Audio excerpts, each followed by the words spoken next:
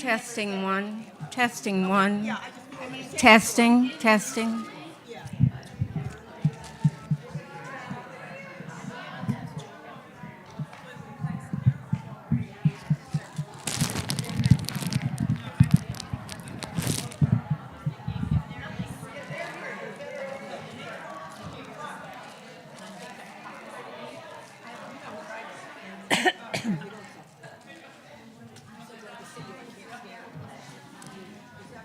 Testing one, testing.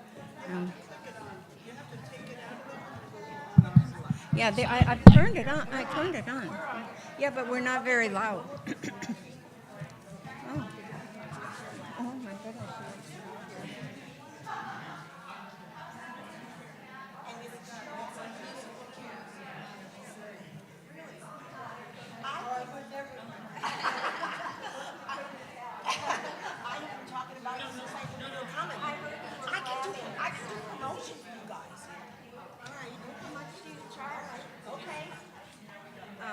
Okay, Monica, I think we might have to Do what?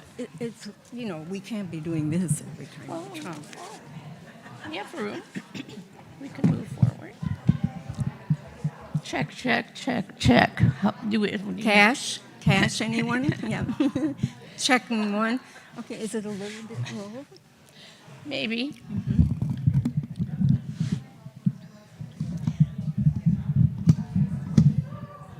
Molly.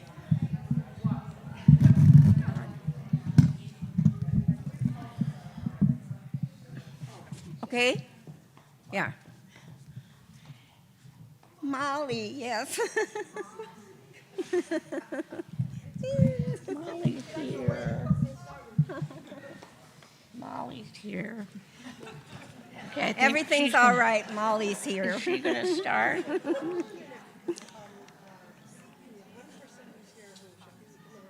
Okay. All right. We're okay.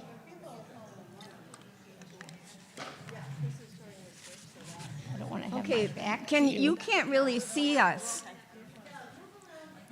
Can you? Well, maybe they don't want to. Oh, I didn't think of that.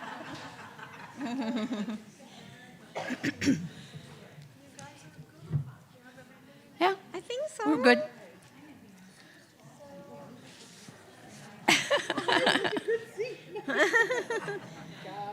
Could you raise it up so you don't see our legs? Somebody's wandering around out there.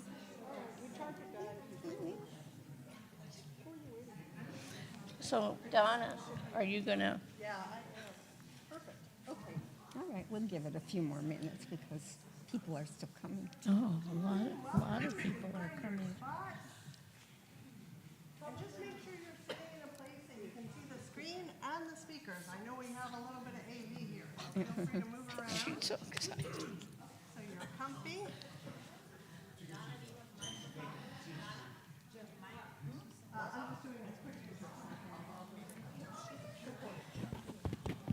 Hello, is it on?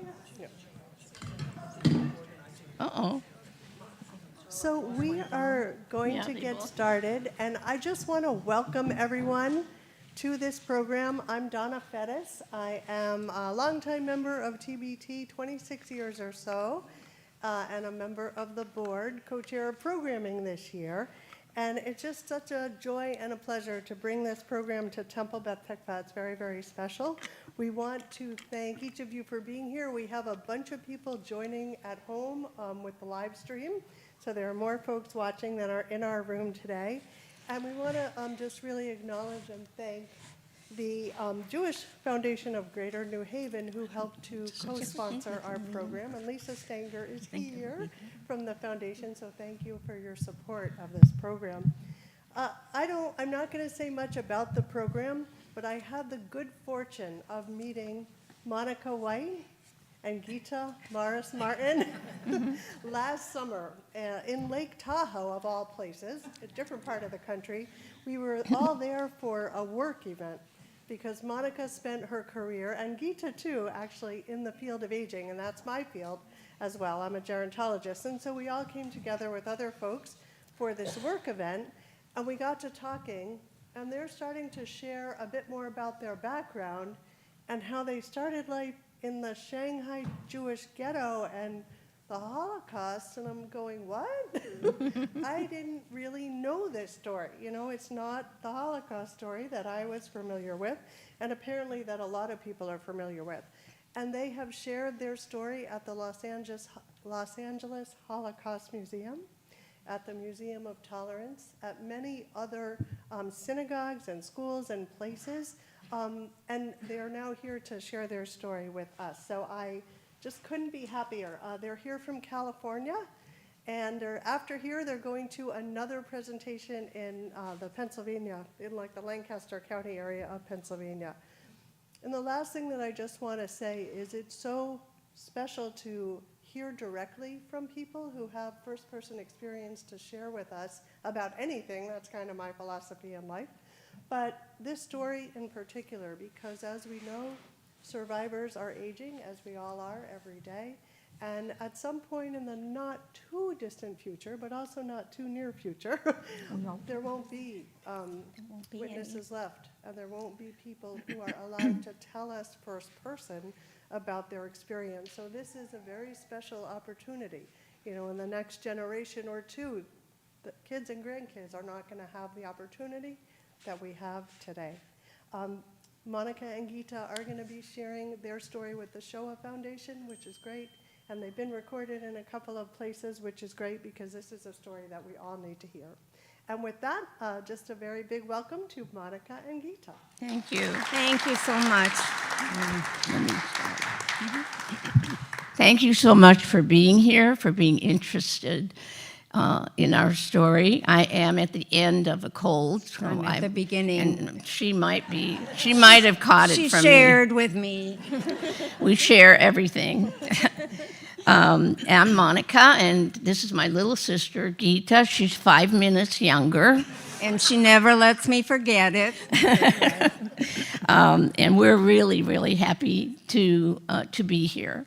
Our story is a little bit different than what people are used to hearing about the Holocaust. You usually think of concentration camps, bombing daily in Europe. Those are the kinds of stories that most people have heard or read about. And very few people know that there were 20,000 Jewish refugees in Shanghai, China. It's just something that people say, what? You know, how's that possible? And we were part of that community. We were actually born there in the Jewish ghetto. So our story, much of it is from the perspective of children, because we were kids. And as kids, you don't always understand everything. Things are just what they are, and you live through them. You know, the older kids who came might have a different view. However, we have done a great deal of reading and talking with other survivors, so we filled in a lot of things. So it's a real mix of things that we remember and things that we have learned to tell the story as we lived it. Mm-hmm. So, like most people, we're gonna start off with our parents. They started it, yes. That's our dad, Eric Bayer, unfortunately not of the Bayer Aspirin Company, but he was born north of Berlin in a little town called Mecklenbusch, and moved to Berlin after school and grew up and worked there. And our mother, Estera Mahor, even though it looks like Major, was born in Częstochowa, Poland in 1913. She had, to our understanding, maybe 4 siblings, as did our dad. Okay, we did not learn much about them until much later, so we didn't know much about her. Our mother's father, our grandfather, whom we never met, of course, was a political dissident. he made so much trouble in that little town of Czestochowa that they kicked him out of the country. Yep, and he went to Berlin. And some years later, Mom picked up her kids and somehow got there. We wish we knew. Did she take a train? Did she walk? We don't know. There's a lot that we don't know and have tried to put together, but some things we'll never have an answer to. Yeah. So this was Berlin in 1938, and it was a bustling, it was a big town, always has been, but it was a perilous time for Jews, 1938. I don't know how many of you know that since 1933, there were concentration camps. Hitler built 5 concentration camps in 1933 and started picking up Jews off the street and throwing them in concentration camps. And that was just a regular thing. Somebody just disappeared. That's how it was. Well, that's what happened to our dad, who was nobody special, just an ordinary citizen, but somebody may have identified him as a Jew, and he was picked up and he disappeared. He and our mom were engaged to be married at the time, so the two families got together because you were allowed to go to the camps and look for your relative. You could go from camp to camp and look for them. Yeah, that basically was allowed for about 2 years, 38, 39. That's kind of till the war actually started. Till the war. So the families went to Buchenwald eventually after going to a number of other camps and found him there. And let's make a deal, right? We don't exactly know how things work, but there was some criteria for getting your family member out. One was you had to be able to show passage, that you will leave the country. And then you had to promise you'd never come back. Like that worked, right? And we suspect there may have been some exchange of money. We have no way of knowing that, but why wouldn't it, right? Yeah. And so they got him out. And in 1938 was the year, some of you may know the history, that there was not one country in the world, including this one, that was accepting Jewish refugees. And there are stories, movies even, about shiploads of Jewish refugees being turned away from the ports of all countries except one, China. And it was specifically Shanghai. And why was that? I thought that was an interesting. Why was that? Well, let me tell you.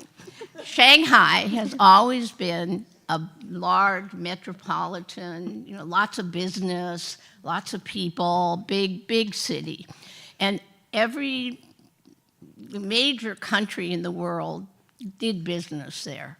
Everybody had business. England, the UK, Australia, United States, Canada, so on. Everybody had business there, and they said, we want as many people as possible to come in, so let's have an open port. And it was an agreement among the business community and China that Shanghai would remain an open port, and therefore people could come with or without papers, didn't matter who they were, nothing. whatever. And that's why they were able to come to Shanghai. What we don't know is how did the word get out?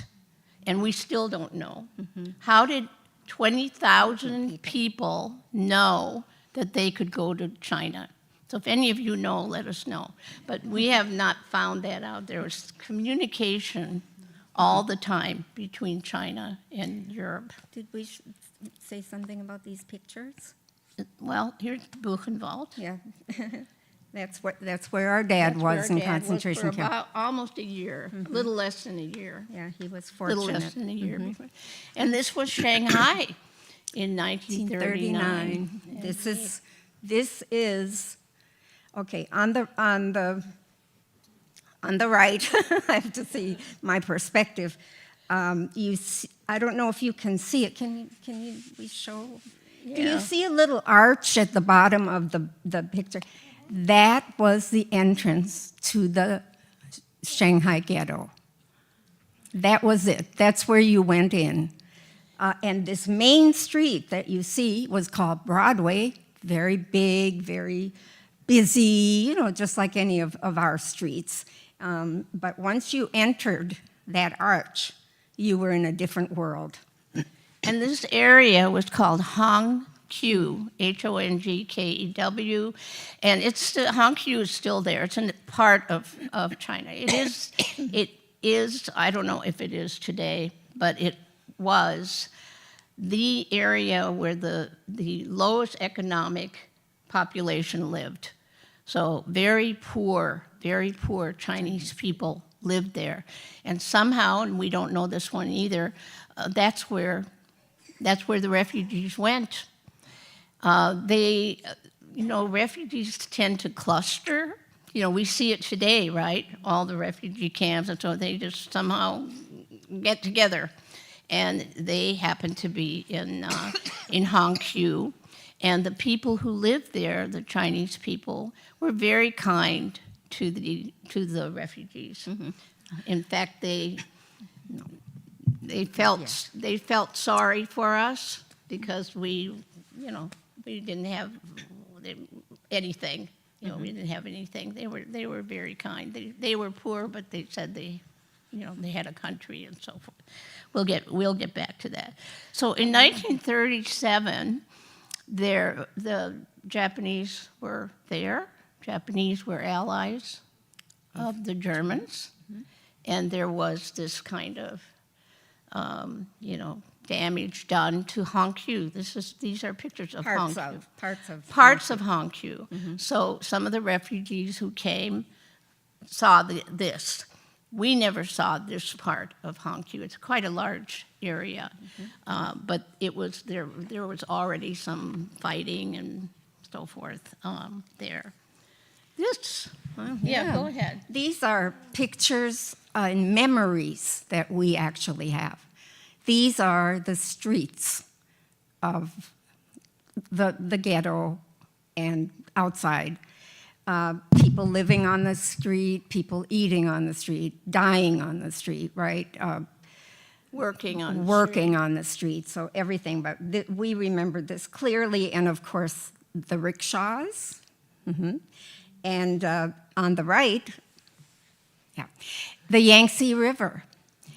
And every year, that Yangtze River would flood and flood the ghetto. Okay, there'd be water this high.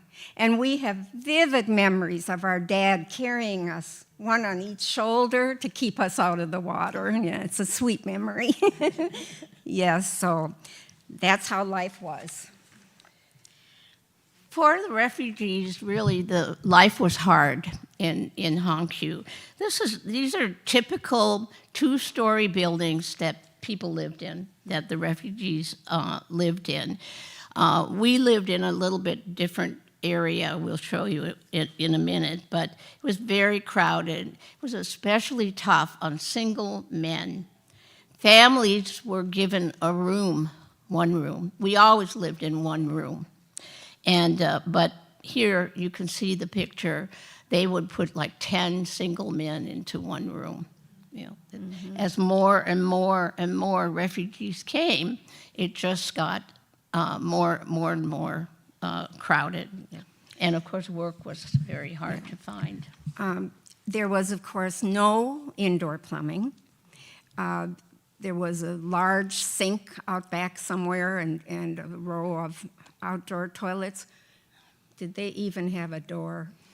Not that I remember. Yeah, We're not sure. I mean, it just seemed like everything was open, right? Yeah. We had a coal stove for heat. It does get cold in Shanghai during the winter. And all water that you drank had to be boiled. Okay, you would never, and this was just drummed into all of us from the time we were yay high. Do not drink the water that isn't boiled. Okay. We were shocked when we came to the United States and saw people drinking water straight out of Gosh, them. yeah. We would start to run over to them and say, no, no. And the reason was that there was something in the water that gave you an eye infection. And if you got that infection, you could not leave China. No, you couldn't leave the country with that condition.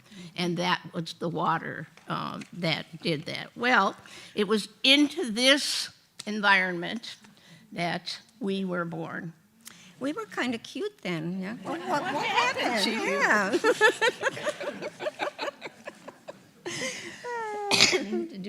Some of you must have this kind of picture. They used to, right? They used to take. Well, we don't remember this at all. During this time, during the 10 years, the 1938 to 38 to 48 or so, 37, 300 babies were born In the ghetto. in the ghetto. 300 babies and 2 sets of twins. Yeah. Yes, we're famous, yes. Yeah. So many years ago, there was a group of people who called themselves the Shanghailanders. They were refugees who had found each other and used to have reunions. And we discovered them rather late because they were almost done doing that. And we went to one reunion in Toronto. They had reunions in China and Chicago and Israel. You know, they went all over the place. So we met at this reunion a young woman whose father was a doctor in the ghetto and delivered us. And she had a She had a picture picture. of him holding 2 sets of twins. So apparently we were born about the same time, just little babies. Yeah, but we didn't recognize Pretty ourselves. amazing, right? But we were one of them. We do know that. Yeah, that was something, yeah. So adults had to go out and work. There simply wasn't any other way to support the family and see that the kids got fed. Now, before the war started officially, which was 1941, remember we were there, they were there since January 38, they had a little community. They had a cafe, they had a theater. Yeah, shops, They you had know, a couple bakeries, of shops. They yeah, had you know, everything. a newspaper. They built a community, as refugees will try to do when they're stuck, which, of course, they were. Happens today, right? But the adults had to go out of the ghetto and find work. And the kind of work they found they worked in warehouses, they worked at the port. They washed dishes. They washed Yeah, dishes, they worked in cleaned whatever they could get. cleaned houses, whatever they could get to feed, to feed the kids as best they could. That's our dad. That's our dad, Eric, and he was working at a water purification plant, okay, which was good because it was more steady, you know, it wasn't like coming and going. He was there for a while. That was one of the jobs. They all, see, there weren't any steady jobs that we know of. They bounced around whatever they could get. For a while, he worked for care packages. And that was great for us because we were, they sometimes sent a package home. Yeah. Yeah, so we had our first exposure to powdered milk. We had Yeah, never even had milk before, Yeah. right? Oh, that was something. And And- guess what else? Chocolate. Those little candy bars, you know, oh, that was Yeah. really something. So that was a big deal. I don't know why he ever left there or I whether. don't but- either, yeah. Yeah. What was he thinking? Yeah. Okay, So one day, right? one day, There was a lot of excitement in the ghetto, and everybody ran out of the arch that you saw on that building and gathered on the street. It was the Japanese marching down the street with guns, with tanks, with trucks. Soldiers lined from one side to the other, just covered the street. And they were marching, and they invaded the ghetto. They came in the ghetto. So what actually happened, and we remember this day. We were little, but we remember It was, you can see it today, yeah. They it's kind of hard to explain, but they rounded us all up. Remember, we're like 20,000 people by now. Now, we have read 18,000 and we have read 25,000, but somewhere in there is the right number, and 20,000 is the number that is mostly used when the story is told. But there were a lot of us, relatively, and we were all herded together and pushed into a smaller space of the ghetto. We stayed in the ghetto. It wasn't exactly a camp, although we think of it. It wasn't like walled-in area, but it was a defined area of Hankyu, of the ghetto. And of course, it wasn't like a concentration camp. It was an internment camp, and I think that's where we got that word, camp. Yeah, I the think others, we so, always yeah. called it that, yeah. So an interesting thing happened. The German government sent a delegation to Shanghai to speak with the Japanese, and Who were, remember, allies. And they said, we have a solution for you. We can take we care can of deal with these 20,000 people really quickly. We'll build you a concentration camp. We'll take care of them. We'll take care of them. The Japanese refused to do it. And they were supported by the Chinese government, the American government, the British, all the UK, people who had all the businesses. other governments that were present in China at the time supported that they not do that. And that's why we were interned. As a little side, I think that you should know, some of you have heard stories about the cruelty of the Japanese in prisoner or, situations. The Japanese had a great deal of respect for Jewish people. They thought that Jewish people were the absolute best in the world at making money. And for that reason, they respected us as a people, and really, there was no cruelty, other than the cruelty of war being mushed together and not really having a lot of food. There were a lot of problems, but they weren't, So now, instead of living in one room, we had 5 families in one room. And if you were fortunate, you had a blanket or a sheet or something you could Separate. divide yourself off from the rest of the families. And we were fortunate in that we had a corner and we had a window. Okay, so you can just picture a large room. Wasn't this big. It wasn't this big, no. And again, there was a huge section of sinks out back, which we could see from our window, and rows of the toilets. There was nothing. We didn't even have a coal stove in there. No, there wasn't room. We don't know. We basically don't remember about getting fed there, but we've been told that there were soup lines. Okay, we remember nothing about that. That the Japanese furnished some kind of basic food, but there wasn't enough food. Sustenance, yeah. And we do remember being hungry. Yeah. There were days that our dad couldn't get work, and there was no food. So there were days like that, and we do remember that. But there's an interesting story, and you can read about this in many of the things that are now being written about this era in Shanghai. There was a Japanese soldier, and they always say this, so I'm going to repeat it, who was very short stature. He was a very short guy, and he had a kind of a Napoleonic complex. And he decided alone who could leave the ghetto, who could leave to get work, and who couldn't. And apparently, it depended on what side of the bed he got out of that morning. He was very, very moody, and they tell stories about him getting up on, there was a table right at the entrance, about him getting up on the table and yelling at people and carrying on. And sometimes he would just say, no, you're not allowed out. And there was nothing to do. And that's why some people couldn't on any day, get out. I think one of the things we have forgotten to mention is that we only spoke German. Yeah.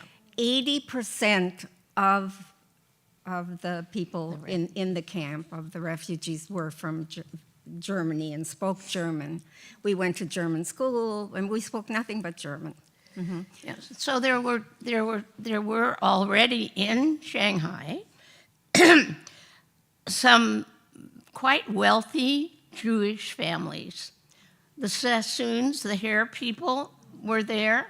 The Kaduris were a very wealthy family. There were a lot of Middle Eastern, Persian Jews who had like export-import businesses, and they really did try to help. There wasn't a lot that they could do, but they built a couple schools for the children. Yeah, we went to the Kaduri. We went to school. Kaduri. And by the way, the Kaduris made their money from opium, which at the time was legal. That was legal. But at least they shared their money, hey? So here something happened to us. I mean, it feels like it happened to us. One day in what we call the camp, but while we were interned, our mother disappeared. She just wasn't there one day when we came home from school. And honestly, to this day, we don't really know the full story. We've tried to piece it together over the years. Our dad was not a word verboten. You don't have to speak German to know what that means. Could not mention her, would not say a word, gave us no explanation. Just the three of us now were by ourselves. And there was no getting, any information out of him. And we'll tell you a little more about that. Come back to that. So we mentioned the schools, and you all know that for Jewish people, not only Jewish people, but certainly we care a lot about education, right? No matter what else is going on, there has to be school. Yeah. And so even during the war, we went to school. Every day we went to school. And there's our kindergarten picture. Which, by the way, I mean, you might be in Timbuktu at a Jewish museum. You could see that picture. Yeah, it's everywhere. Yeah, we don't know why. It's always shocking for us when we walk into and oh my God, we're on the wall. We're famous. Yeah. Yeah. So you see that the boys and girls were separated for this picture. We don't know what that was about, But you see that lovely teacher there with us. Well, since our mother left, we loved her. Yeah, and she was so nice to us and kind, everybody loved her. We wanted our dad to marry her. I mean, Why that not? seemed really reasonable, Never happened. No. It never happened, yeah. So one of the things that the school, the teachers and the administrators always tried to find a way to keep kids happy and occupied and busy. And so they had talent shows. Okay, well, when you're a twin and twins in the room, you're so cute when you're little, right? Yeah. So they pushed you out there and say, do something. Sing, dance, do, anything. let people see you. Yeah. That's just something that happens to twins. And so go ahead. Yeah, they would teach us songs from different countries, French, Spanish, Russian, English, Russian. And we would learn these songs phonetically. We had no idea what we were singing about at all, but we learned the songs and we sang these songs. And as you see, this is Anchors Away. Anchors Away, right? And they always dressed us you in in a whatever costume. language, Yeah. the country of the language. And so we learned all kinds of songs this way, and we just did as we were told, right? Yeah. So- And we have no idea who these other No, I don't people know. are. So here's a picture of a classmate of ours, born the same year as we were, 1939. Click, click, click. 1939. 1939. Boy, Yes, are you we old. are. We just turned 84, Yeah. in case your math isn't fast enough. We just turned 84 in December. Yeah. So Sonia Muehlberger, and she's a very important person in the worldwide Holocaust community. She, not as her work, 'cause she was a teacher, she single-handedly decided to locate and identify as many of the Chinese refugees as she could. And she is responsible for probably somewhere between 13 and 14,000 people. And to this day, she continues this work.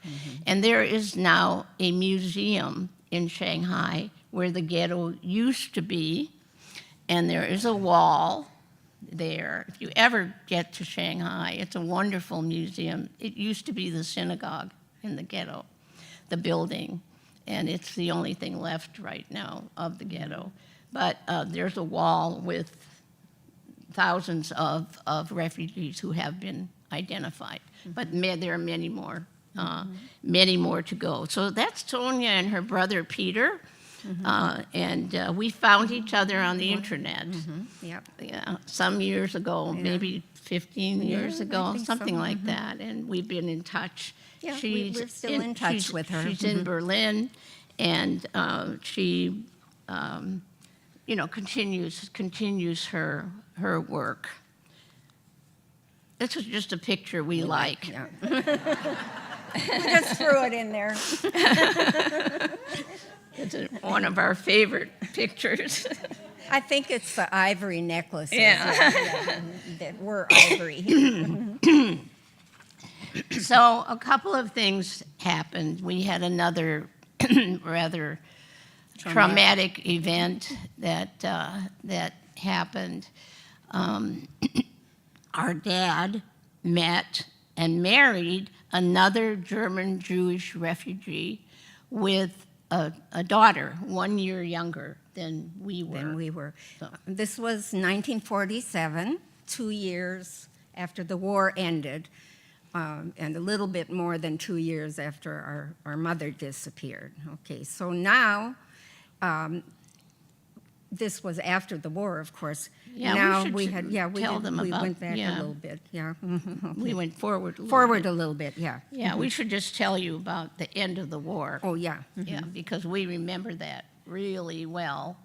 Well, yeah, one day, again, there was a lot of excitement in the camp, and we realized people were rushing out into the big courtyard that kind of separated some of the buildings, and they were whooping and dancing and crying and hugging each other and everything, and of course, it was the day the war was over. So it was, we've never forgotten that. Yeah, it's a just really- thousands of people just so happy. And that was, of course, 1945. Okay. It was 45, August of 5. 45. So during the war, we should share with you that, while school was great and we sang and danced, Our way through. our way through, but there were difficult times besides the food, besides our mother leaving, besides sitting at the window and seeing some people were hurt somehow. We didn't know how. We think there was some kind of clinic or hospital or something. over to the side that we couldn't see because we could see some people. We didn't it wasn't like we were bombed every day like they were in Europe. It wasn't like that. But we did have a lot of air raid sirens. The threat was there. Planes were overhead. We did eventually have some bombs, but not like Europe, you know. But we were taught as little kids right at the beginning of the war that if we were by ourselves in the building and we heard an air raid siren, we ran to the windows and opened all the windows so that the building wouldn't implode if we got hit. And the adults were out working, you know, so we were at times alone, and we did do that. We did it for the years of the war. And then we'd all run into the center of the building, a hall, and wait for the all clear. You know, so there was that, not that we were bombed all the time, but the fear of it. You know, the fear was there, so it wasn't. It wasn't. And sometimes the sirens would come when we were walking to school, on our way to school. We were taught to always walk in groups, stay together, and if the air raid sirens did go off while we were walking, we were supposed to lie down on the ground next to the curbs, you know. And occasionally, and especially after the Americans and the Allies all came in and there was more bombing, we would be walking over bodies, you know, on our way to school. The things did happen. And one day in our classroom, which happened to be next to an oil refinery, the refinery was bombed. And our classroom was one of them, right next to the wall that separated the two. Oh my gosh, you can just imagine, you know, and the flames. And the flames started coming into the classrooms. Windows were breaking, and you know, you can just imagine the scene. And we all got up and ran out into the central court. All these places had courts, right? And really, the teenagers, older kids who were on the other side of the court were just really amazing. They came to us, little kids, and grabbed us and you know, kind of got us towards the front. Our dad happened to be home that day and saw the flames from 2 or 3 blocks away, which is where the camp was, and came for us. So, you know, eventually parents came and everything got settled. And we didn't have school for a long time. I can't remember how that went. Like all kids. So at the end of the war, the international relocation organizations like United Highest, although they came in, JDC, the Jewish Distribution Center, came into the ghetto. And they've been doing this, you know, for many, many years after wars. They help you relocate.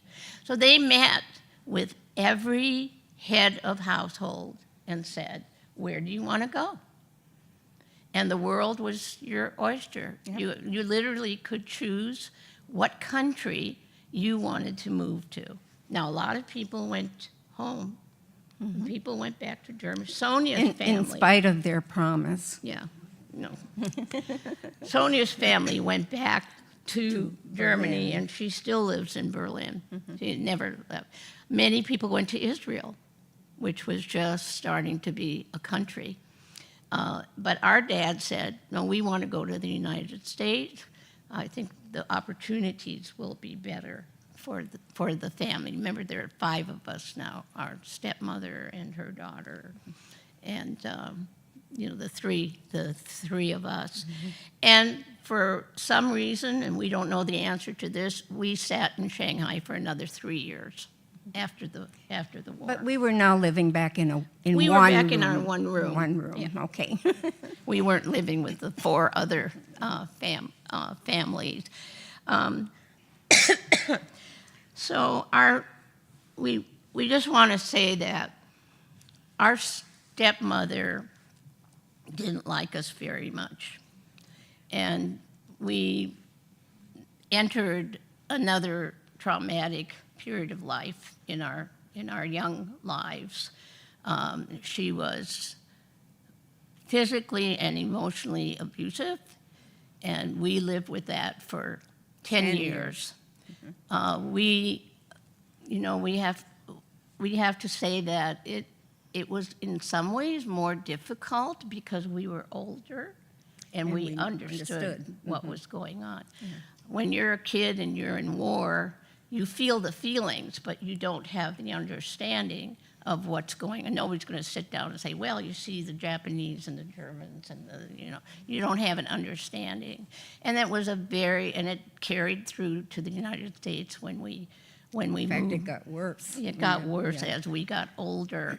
And at 17, we both ran away from home. Yeah. And never looked back. Never looked back. So here's, this is You can see it there. something like a passport. People from Germany had this document, and you don't have to read it. I'm going to tell you what's in it. This is a document we got, which basically says the holder, the bearer of this document, owes his or her allegiance to a government that is now defunct. There's no government. There was no Germany. Do you remember your history? Germany was split up, and there was no German government. Thus, we became displaced persons or stateless. Or DPs. DPs. You may have heard that. Oh, they're DPs because we didn't belong to any country. We had no country, right? So we were then, that's how we came to this country as DPs. And there's no way to tell you the enormity of the generosity of the American people at that time to the Jewish refugees. It was amazing what happened to us. Thousands and thousands and thousands of us came to America with nothing. What did they have? Maybe a few dollars. We had $12. We had $12, yeah. A little satchel of something, We had absolutely nothing. So here's what happened. These organizations, they put us in a hotel, in San Francisco. It was fantastic. What did we see? We saw things we'd never seen before. Elevators, right? Escalators. Scary. Oh, people drinking out of something that came out of some kind of Water. box. Yeah, water. Yeah. Food. Drinking fountains. Food that we'd never, indoor plumbing. That was new. We saw so much. We were in San Francisco in that hotel for 3 weeks. Yeah. Until the agency could find some place where we could be relocated comfortably. The relocation process went like this. They had to find a home for the family with everything in it.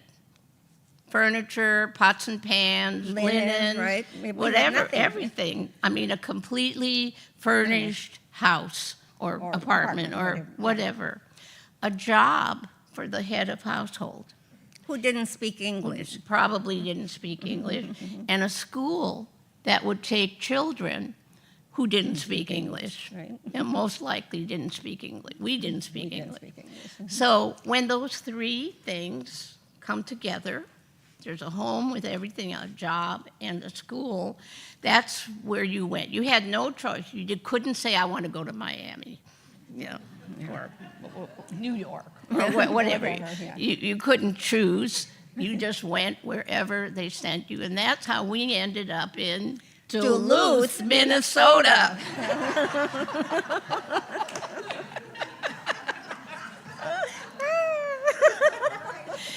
Can you imagine? One of the coldest places in the country. States. Yeah. Unbelievable if you've never been there or heard about it. It's right on Lake Superior, the largest one of the Great Lakes. And Oh, my God. I mean, we're talking 40 below zero weather, in the winter. Fortunately, Blizzards. oh my God. Yeah. 9 months of winter. Yeah. But fortunately, we arrived in April, Yeah. So it was nice. It was part of those 3 weeks of beautiful spring weather. that you get Flowers there. were blooming. Lilacs, actually. Right? Yeah, Remember? lilacs, Yeah. yeah, So yeah. here we came. And by train, which was kind of fun, you know. And we arrived, and someone picked us up and drove us into an alley, really, which was the back of the place. And it was a duplex. Of course, we didn't know it was a Upstairs, duplex, but it downstairs. was an upstairs, downstairs. And let us in the back door, and we told us to go upstairs. And now we're 8 years old, by the way. 8 years old, so we're very aware, you know, of what's going on. We walked. Oh, you didn't tell No, about the that's okay. bridges. They can They see can us. see it. Okay. When we arrived in San Francisco. Yeah, we forgot to say this is our arrival. Yeah.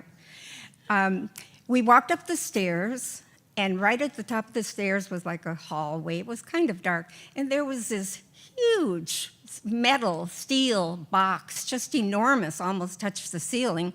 And of course, what was it? An ice box, right? An ice box. There was no refrigerator. Where's that young guy? There were no refrigerators at that time.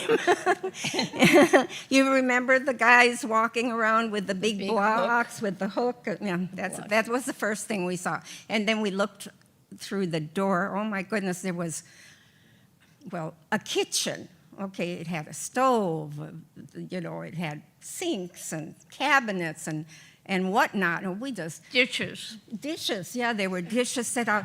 And we thought this was for us, and we were just thrilled, you know, that, and oh my gosh, there was a bathroom back there, you know, Indoor plumbing. indoor plumbing, a bathtub, right? And we were just thrilled that this We were this beside was, ourselves. Yeah. Then we found out there was a dining room, a living room, two two bedrooms. bedrooms. You know, Oh, my You can goodness. imagine we just never been in an apartment. I mean, we'd never seen anything but multiple rooms. these rooms, you know, Yeah. that we always lived We in. just thought we had, you know, we had a castle there. Yeah, And we did, then- and that we were rich. Yeah. Yeah, we thought absolutely. we just suddenly, well, not that we knew that word, but we thought we had everything. And there were toys for us and things. Clothes, you know, everybody. Hand-me-downs, but clothes. Yeah, that's okay. We And didn't know that people had more than 2 pairs of shoes at one time and things like that. and even dresses. Yeah. Sometimes we wore the same dress all week. Yeah. Anyway, and there was this little box in our bedroom, you know, a box, and one of the people who brought us came in and turned it on, and music came out of it. And they turned the knob, and was more music, different music. We ran around the back to see the people that were in that box, you know. We had no clue. How did they get in there? Yeah, I mean, where is this coming from? You know, We had never seen or heard of a radio. something This that was played music. Which reminds me of another story Really? on the ship. Oh, yes, we forgot about that story. The trip from Shanghai to the States lasted 3 weeks. It was a freight ship, and that ship had bananas, soldiers, and and thousands of refugees on it. And of course, we were placed below deck, right? We were at the very bottom of the ship. And when you went in there, there was this endlessly long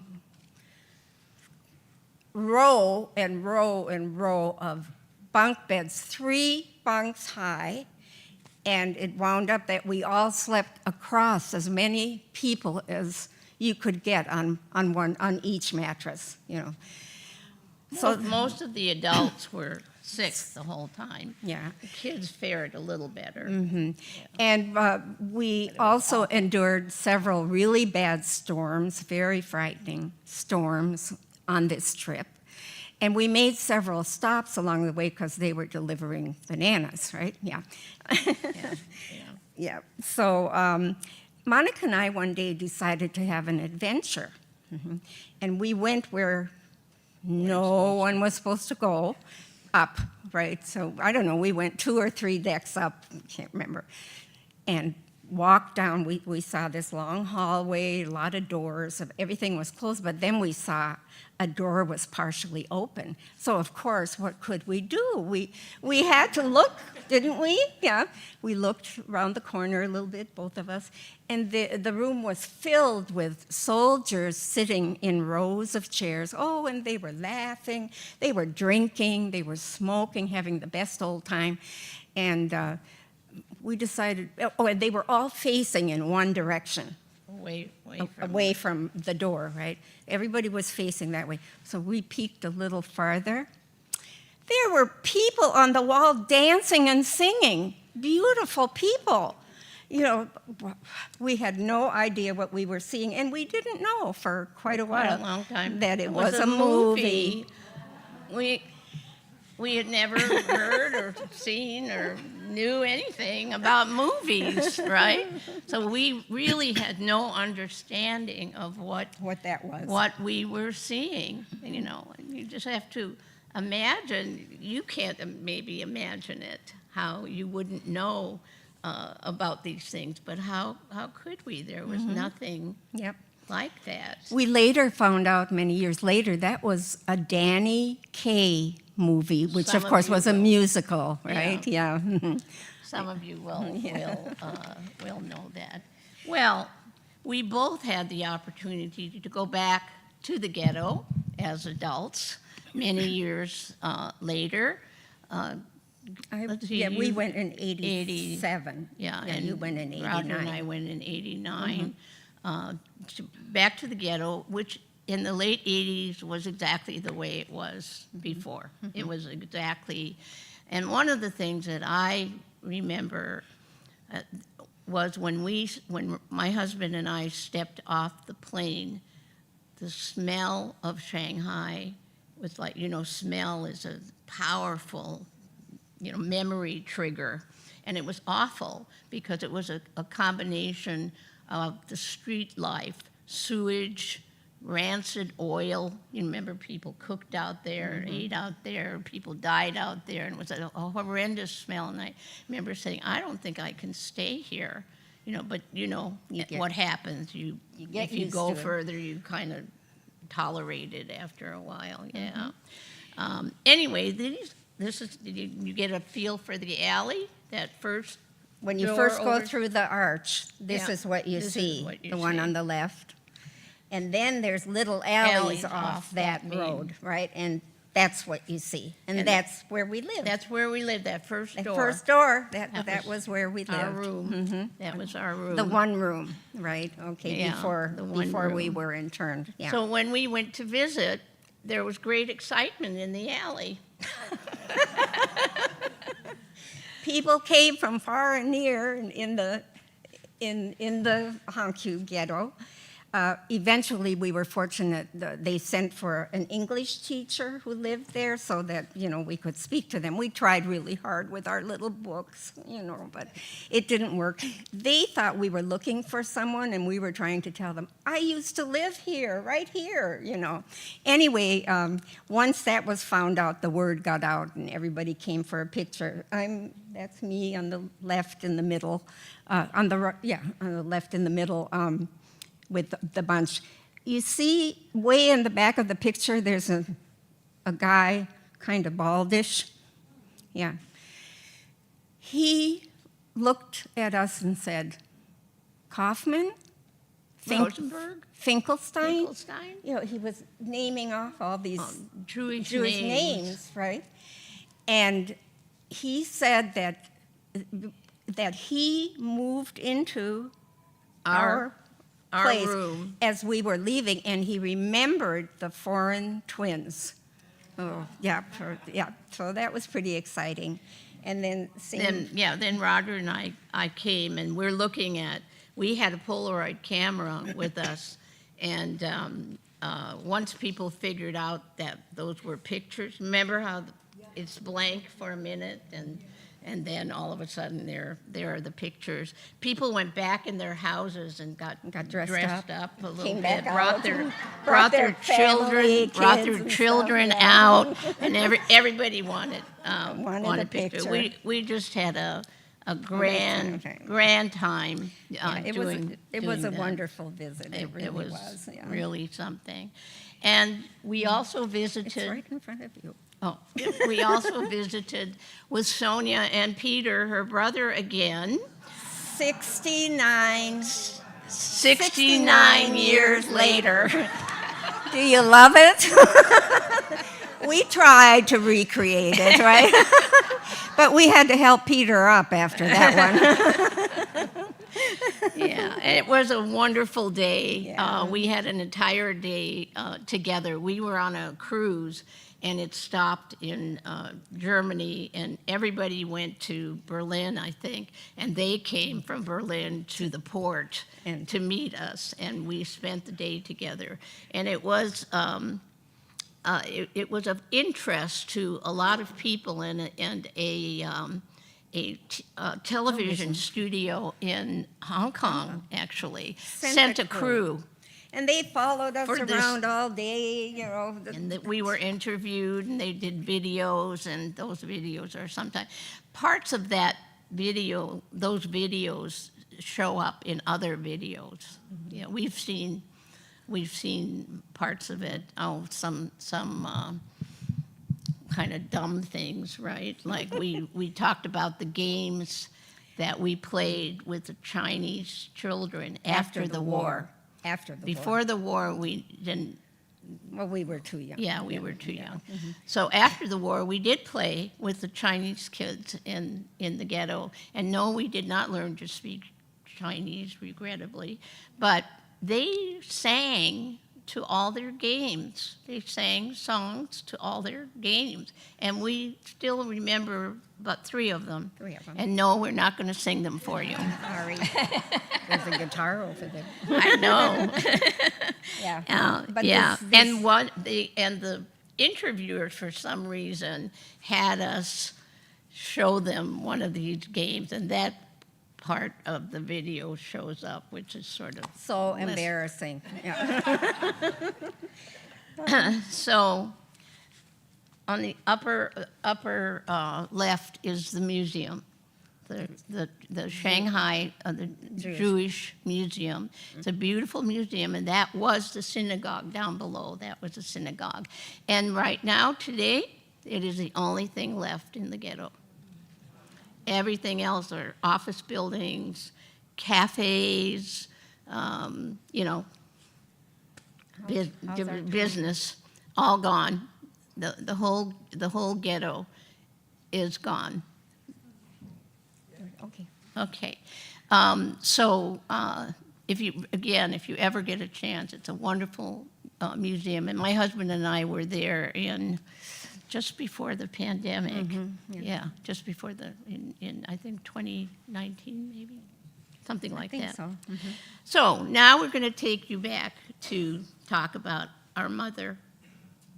Okay, that's our mother, That's our mother. who we call Ima, if you all know, is Hebrew Hebrew. for mother. When we were mid-20s, we decided to look for her. We knew almost nothing about her. Well, we knew her maiden name, From our birth certificate. and the year she was born, our father's last name when she was married to him. We had no idea about anything else after that. So, And we knew she was in China, yeah, those. you know, the year before the war ended, Yeah, but we didn't know if she was still there or had left. or was living next door to us. Yeah. We really, Yeah. we knew absolutely nothing. And we had been talking to someone about this, and were advised to go to the Los Angeles Council of Jewish Women, that they had an office for the foreign-born. That's what it was called, an office for the foreign-born. And it was a little closet office, you know, one desk, one person. And in that room was an elderly woman I mean, now we can't really. We're among that now. Yeah. Okay. This Probably was- our age. Yeah. And although I hate to generalize or stereotype, she truly was the any stereotype you can come up with for a Jewish woman from New York.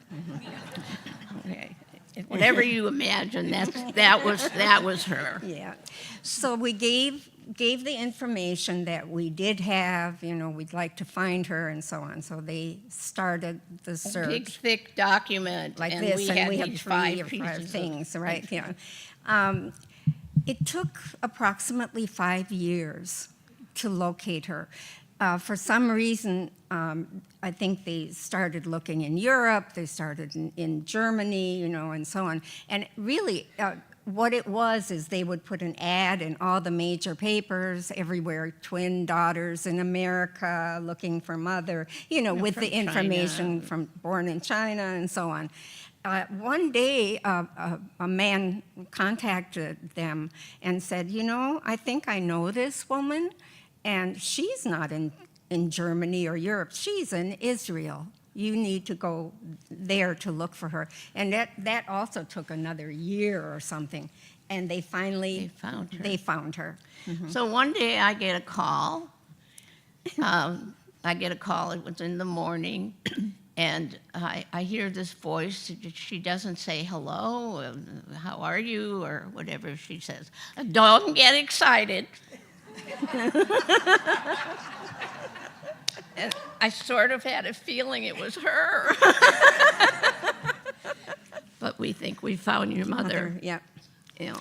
And she explained that we needed to write a letter. They had an address in Israel, in Sfat. I don't know if any of you have ever been there. I see some nods. Yeah. It's up in the mountains northern- above Haifa. Yeah, you Okay, can yeah. see Lebanon from Sfat. They had an address, and that we were to write a letter containing some information that only she would know. And that because people sometimes said they were related to you when they weren't, because they wanted to come to the States or they wanted some money or whatever, that we were to be very careful. And that afternoon, we each received a letter from her. So it turned out that she had married in 1947, just like our dad did, and she married another refugee, Horst. And Horst was in Dachau for 4.5 years before he came to China. They married and had a daughter, Dorothy, 7 years younger, and left China in 1949, a big year for going to Israel, right, which was then still Palestine or just became Israel, I've forgotten. And they were among those people, and that they lived in this town up in the mountains and so on. Yeah, so we decided that that was her. She sent a picture. It was her. Yeah. We had no. I mean, it's not not that that we we- exactly remembered her, but looking at her, Yeah. we said, "That's her." That's I mean, her. we were 5 years old, When she left. and now we were 29, right? A lot of time had gone by, and it was a little, and we decided to bring her over. Mm-hmm. And Gitta was still living.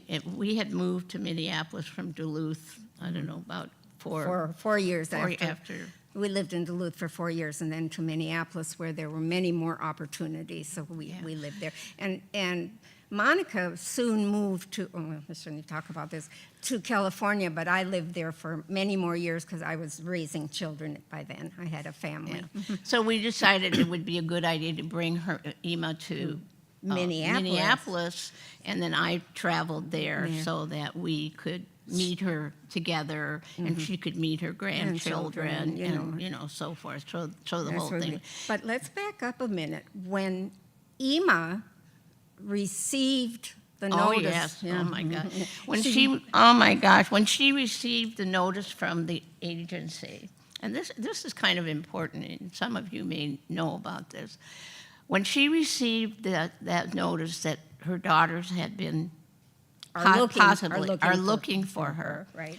Dorothy was still living with her. She was, I don't know, 20-ish?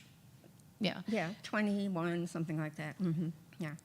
She goes running down the hall to Dorothy's room and says, my girls are looking for me. And Dorothy says, what girls? So just think about that. She never, in all those years, told Dorothy about us. And that's not all. We met many people who were in China, who knew them, who knew what happened. They were who in the room with us. We actually the 5 located families. someone who lived in that room with us, and here's what they do when you ask them. You know, we say, you were were there. older. You were older than us. You know what happened with our mother. Tell us. Here's what they some do. of you will be familiar with this. Better you shouldn't know. know. Right? You know that one? All people told us. that. Everybody, Not there one wasn't person would one tell us person anything. who would talk to us about that, whatever happened, which of course only deepened the mystery, right? Yeah. So what in the world happened? Yeah. You know, and to this day we have many stories actually. Some of them from her, several from her. Yeah. When we finally got around to that topic, but people would not talk about it. So something happened. Now we always thought something happened.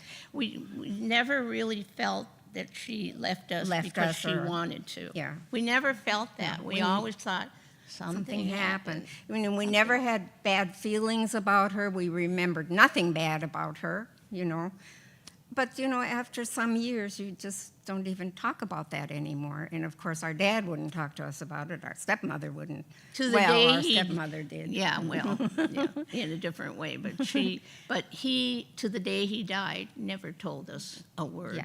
Yeah. Never. And when we decided to find her, we went to him and said, okay, look, we're grown up now, 29 years old, almost 30. You can tell us. We can take it. Yeah, we're going to find her. And you know what he said? You'll be sorry. That's all he said about it. Yeah. So That's the only thing he ever at said. any rate, in 1969, September, I remember it well, we brought her over for the first visit. We were 29, yeah. We went to the airport together. And at that time, you could still go to go the down to the gate, gate, right? right? Yeah. And here's this, we waited, and finally this little person comes around the corner, to walk up, and there's a a stewardess At the time they were on each side of her, holding her up, and she's all excited. We can tell she's crying and whatnot. It turns out that she had taken, or they got there early, or she'd taken an earlier flight, and she just knew we weren't going to be there.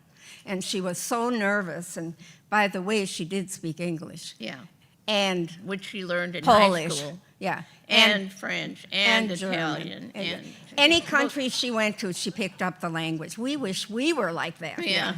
Yeah. Yeah. She had a great accent, you can imagine. Yeah, with all that. So she walked up, and we were there, and it was very traumatic, but it was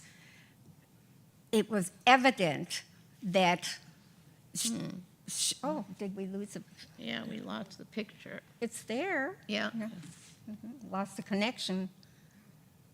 Okay. Yeah, it was evident that she was completely traumatized. She was. You could see it in her eyes. You could feel it almost, that she was just a mess, And she was. And she was, yeah. She was, as it turned out, she was in early onset Alzheimer's. She already had that. Yeah. She was suffering from anxiety, PTSD, Serious. guilt. I mean, Horrible you name guilt. it. She was in terrible, terrible shape and very confused. Yeah. Very confused. Yeah, but we talked with her endlessly, and she was a talker, like you. I take after well, our she talked and talked and told us so many stories and whatnot, but it was always with grief and guilt and, remembering horrible stories. They took my nephew in concentration camp and threw him in the air for target practice.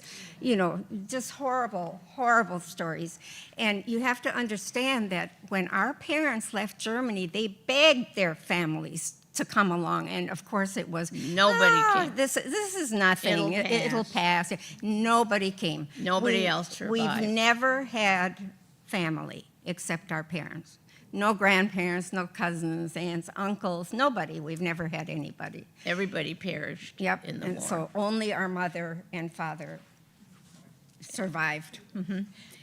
So we heard some stories. Of course we asked her, what happened, What Ema? happened? What happened? Can you Why tell did- us?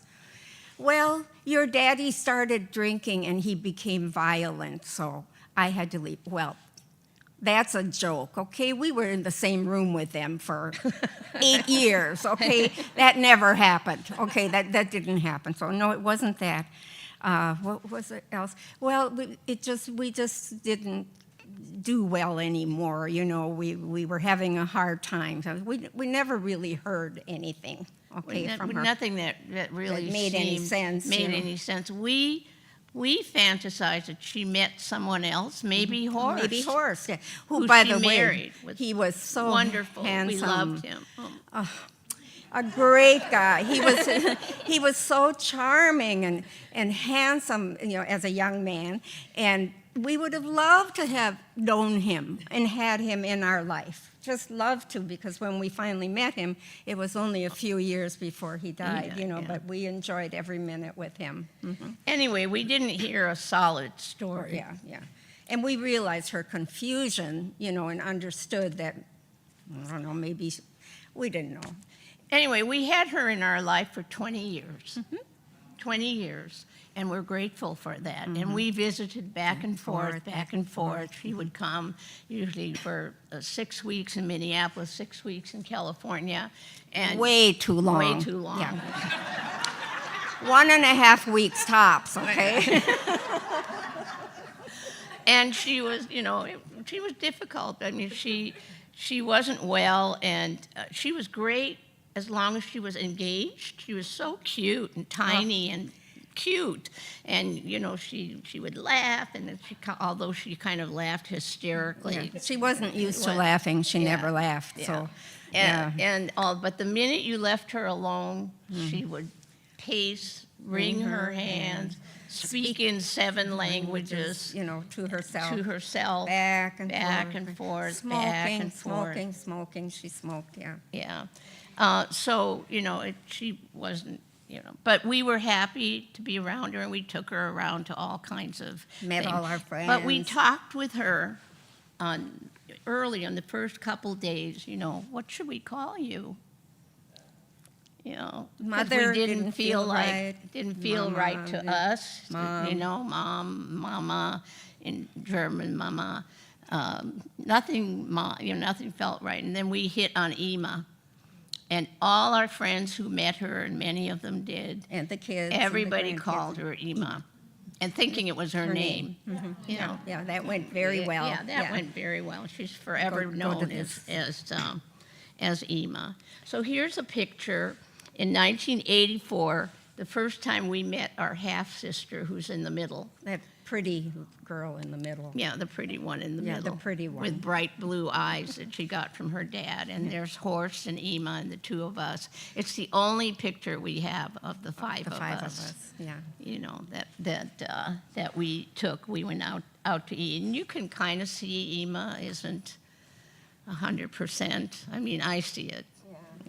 We see it. And she died with Alzheimer's. Yeah, it progressed. And they didn't even know yet about Alzheimer's. I mean, at that time.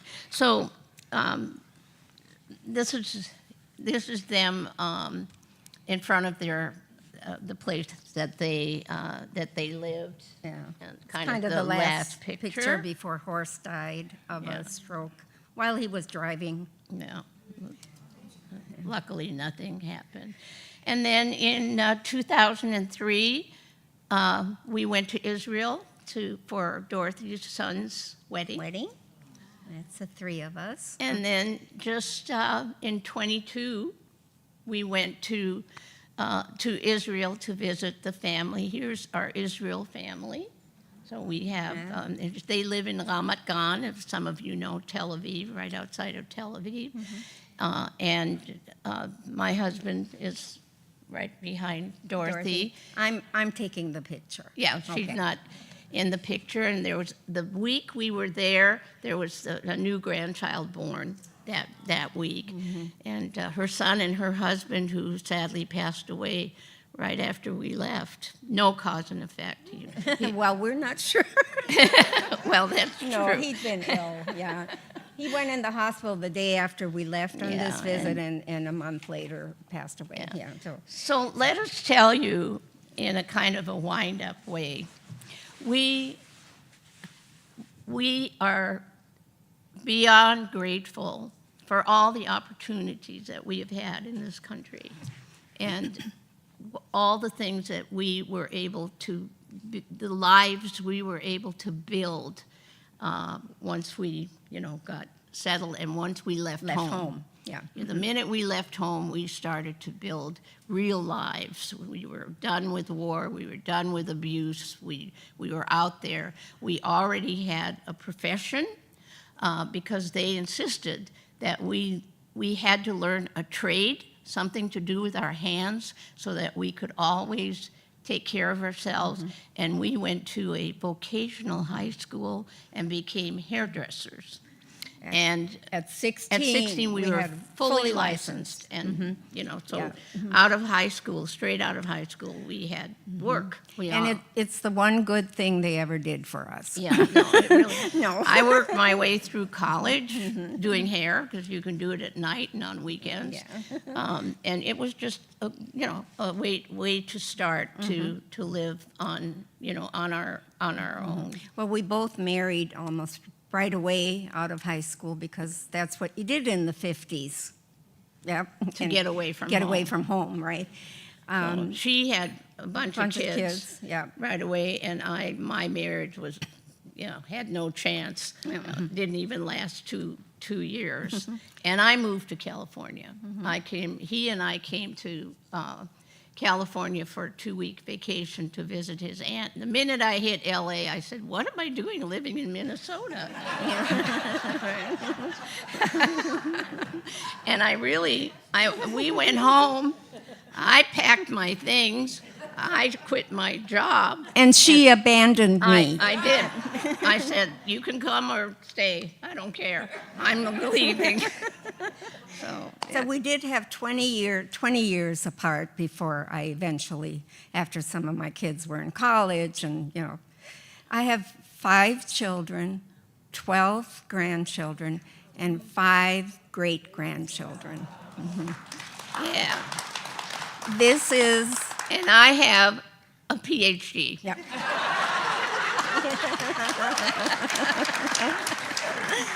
Yes. But this is a family we never had, right? She rebuilt our I- family. As far as I'm concerned, I think I did it by she myself. she replaced the entire family that we lost. And last Thanksgiving, we always get together in Minnesota for Thanksgiving. And last Thanksgiving, we sat 47 people, All family all and extended family family. and extended. Just- It's It's just yeah. fantastic. Yeah. We love it. And I had incredible opportunities for my education. While I worked my way through college, undergraduate, I had a full scholarship for a master's in social work and then a PhD.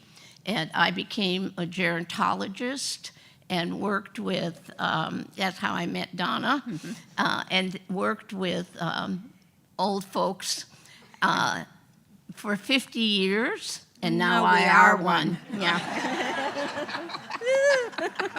We Don't know how did that happen, Molly? Molly. Molly, you can tell us. Yeah, So- it's pretty amazing. And I always worked, even with all this family. I was fortunate enough to also work in gerontology. I worked at the Gerontology Center at University of Southern California for 20 years. She was the executive secretary to the dean. Assistant. uh, Executive assistant to the dean.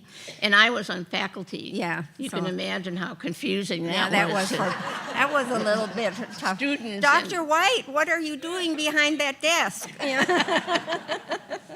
Yeah, so that was fun. And then I worked 10 years as the executive assistant to the chairman of the Department of Psychiatry at Cedars-Sinai Medical Center.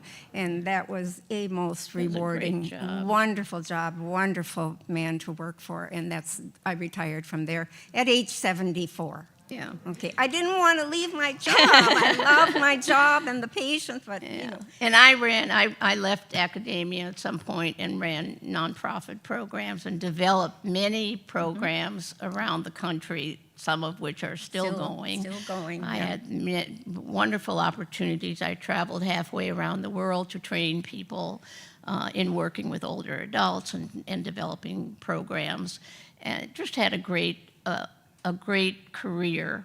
And I retired from full-time work when I was 70. We were 70, yeah. Mm-hmm. And then the day my announcement went out, I got a call from USC, and they said, well, good, now you have time to teach again. So I said, well, I'll come back for a while. 6 years later, Yeah. I finally said, I'm done. Yeah. So I was 76, and I finally retired. Well, let's give So- some Q&A time. So we've had a wonderful life. We both have had marriages that have lasted over 45 years. I just lost my husband last year, but Gitta is still around. He's still hanging around, yeah. I mean, we want to get old and live together.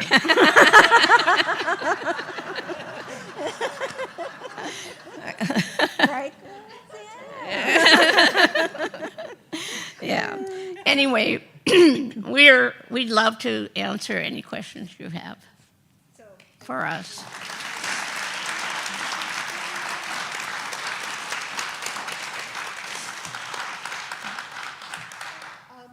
I don't know that we have a different microphone, so I think if anyone has a question, if you can just say it real loud, and hopefully we'll be able to Yeah. hear. Take a few questions. You can ask us anything. What is the capital of North Dakota? We know that one. Do you have the twin thing? Yeah, interesting question. Do we have a twin thing? When we lived apart, those 20 years, we had many twin things. We always knew when the other one wasn't feeling well, or if there was a happened, problem or yeah. something happened, and we would Call, call in "What's the going on?" middle You of the know, night, what's wrong, what's wrong. Now we talk to each other 3 or 4 times a day. So we haven't had to have a twin thing. I don't know, Yeah. maybe it's a twin thing. Maybe. We live about 20 minutes apart from each other. We're together all the time. We travel together. travel. We play music together. And we do a lot of stuff. Lily, Do you speak German? Do you still speak German together? Yeah, no, not together, but if we can speak German, we have a horrendous American accent, but we understand it very well. We could actually go to a movie and Go to the Not that store we- in Germany. You know, we've been there many times. We have friends in Germany. We sometimes go, and after a few days we can, but we have a Watch TV, terrible yeah. accent. Yeah, They tease us, but they can understand us. right here and then. Do you speak Chinese? No, we never, did. never were around it enough. We This really gentleman stayed here. together. No, but they're here and then there. Ah. You mentioned that the part of Shanghai that was designated for the refugees was where the poor Chinese lived. And they were very kind to you. Now, did you displace them? Did they clear out an area for you? The Chinese. What was the? She's talking about the area. Yeah, you know, where we she's live. talking about Hongqiu. Yeah. Are you asking if the Chinese were? No, they stayed there. They were there. Yeah, they stayed there. Yep, they were there. Yep. There was one here and then. How did your upbringing show in the food traditions of your families? We have no recollection of what we ate in China. We simply don't remember. But I assure you it wasn't Chinese food or matzo ball soup. I really don't know what we ate. But basically, as someone who, raised a family and cooked all the time, I did do a lot of meat and potatoes kind of food. Yeah, but when we came to the States, we ate, I would say, more German than Food. Jewish. Yeah, yeah. Some Jewish, but we ate a lot of roast and potatoes and chicken. That's when we finally were able to afford to get meat. Yeah, Yeah, we were the very first few poor, years, very oh my poor goodness, when we came. we ate something called Reezy Peasy, Yeah. I rice remember. and peas. Rice and peas. Or we used to eat This is for spaghetti. dinner. Spaghetti and And eggs, scrambled eggs. Scrambled eggs. Pasta and scrambled eggs. For Well, years. Actually, it was pretty good. Yeah, that's not too bad, yeah. When President Truman started that chicken every Sunday, we finally started having chicken every Sunday. Yeah. But it took a few years, We were not allowed in the kitchen to cook because we would waste food. And Okay, make a mess. And make a mess, so we never learned to cook at home. I was surprised that you said that the Japanese were so good in the Jews, because we also read that the Chinese were not happy with the Japanese. No, they were. No. They were enemies. Yeah, no, they were not, but they were occupied. The Japanese literally occupied Shanghai. So I don't And other think. places in China. Yeah, for there years. and then there. Yes. Were you permitted to leave the ghetto? Yeah, To go to school. yeah, just to go to Just school. to go to school. We walked to school a couple blocks away. Yeah, yeah, and the adults were permitted to leave to work. Yeah. Share? Oh, Oh, I'm wait. sorry. First, After you escaped the wicked stepmother, did you still have a relationship with your father? And how did you manage that? What happened was that after we left, I would go and visit my dad because I was still in Minneapolis. I would visit him when she wasn't there. We would have a little time together, but it wasn't very productive ever because I was trying to get him to tell me things and he wouldn't tell me anything. And he didn't try to rescue you. no. Never. You know, many of you know the word nebbish. That was our That dad. was our dad. He was pathetically no, he felt bad for us. He would come in and kind of bandage Bandage us us up, up, but yeah. and say, I'm sorry, but I I can't start again. I can't be alone, and you're going to be leaving soon, and I will be alone, and I Yeah. can't do that. Yeah, no excuse for him, but he was beaten down by yeah, life. yeah. Okay, we know as adults what horrible lives these people had led, terrible including our lives, stepmother, terrible what she lives. went through, but as children, you can't understand it. One more question. Oh, this gentleman's been trying. Japanese and Jewish relationship. There was a philanthropist in New York, Jacob Schiff, and he helped finance the Sino-Russian War in 1905. Nobody else would give the Japanese any money to finance that war, and Americans had philanthropists for that. And they were always eternally grateful to the Jews because of that. So that was just That was part of it, too. Let this gentleman ask his question. Okay. You've Who? been trying to Oh, ask you've him. been trying. Okay, last one for sure. We have to close. Yes. Yep. synagogue in Shanghai in 2001, and the little Chinese man was in those suits, and we got to see it. There was a park next to it at that time. It was kind of like the senior center, and everybody was out there doing Tai Chi. So my friend